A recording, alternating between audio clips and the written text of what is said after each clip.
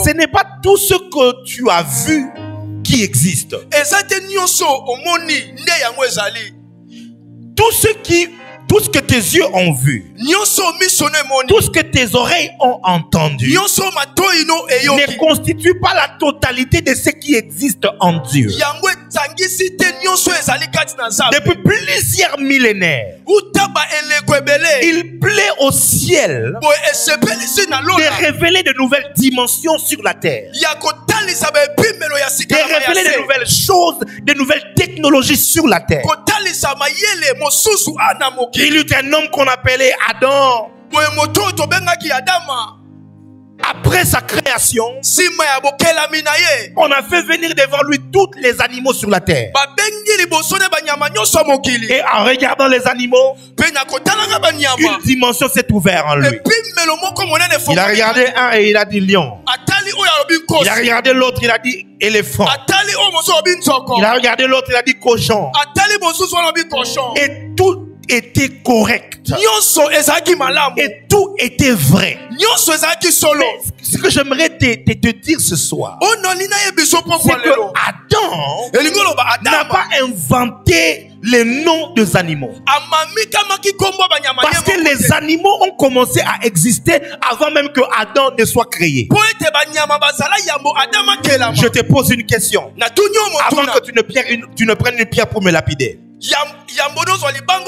Lorsque dans Apocalypse, on nous parle des êtres vivants au ciel, et qu'on dit que l'un d'entre eux il a le visage d'un lion,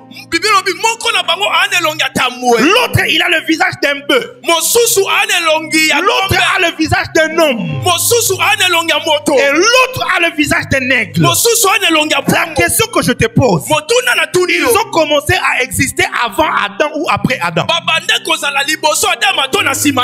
Lorsque dans Apocalypse, chapitre 14, il voit un aigle en train de voler, portant avec lui l'évangile éternel. La question que je te pose, cet aigle que Jean a vu dans le monde spirituel, a-t-il existé avant Adam ou après Adam? Avance, prophète. Pendant plusieurs temps, les théologiens ont enseigné en disant que c'est Adam qui a nommé.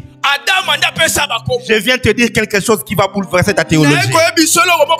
Adam n'est pas celui qui a commencé la nomination des animaux.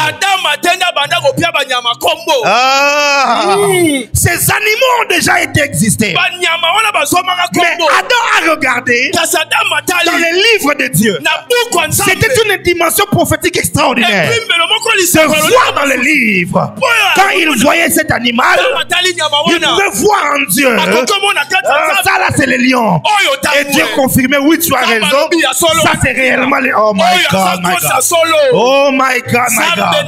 Les théologiens croient que la création d'Adam a eu lieu il y a 7000 ans. Comment 7000 ans avant un homme pouvait avoir la capacité? My God. Je prie pour quelqu'un ici que Dieu te donne la capacité de regarder dans les livres. Oh my God, my God. Si tu me dis amen, je vais te révéler quelque chose. Lorsque nous prophétisons sur l'avenir, lorsque nous entrons dans la vie de quelqu'un pour lui dire les choses qui doivent lui arriver, en réalité, qu'est-ce qui se passe? Psaume 139, David est en train de chanter en disant que dans ton livre était inscrit tous les jours de ma vie, tous les jours.